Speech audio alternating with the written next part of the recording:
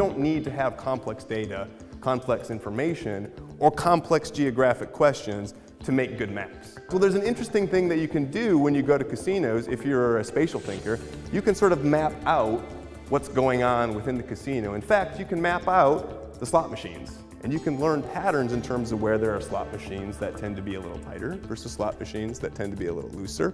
And they're all spatially located in certain places in the casino in relation to the activities that go on in the casino. So you might not want to have casinos or slot machines that pay out very easily close to the game tables. Any idea why?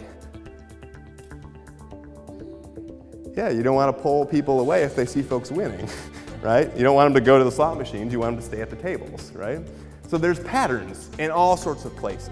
How we can take spatial data and apply it at scales that nobody has actually thought of before, and he has applied it to basketball. It now works entirely for an NBA team developing sports analytics and being able to essentially show player by player where you have individual players who have a good shot average versus weaker shot average, to be able to sort of map out weaknesses on the basketball court for an individual team.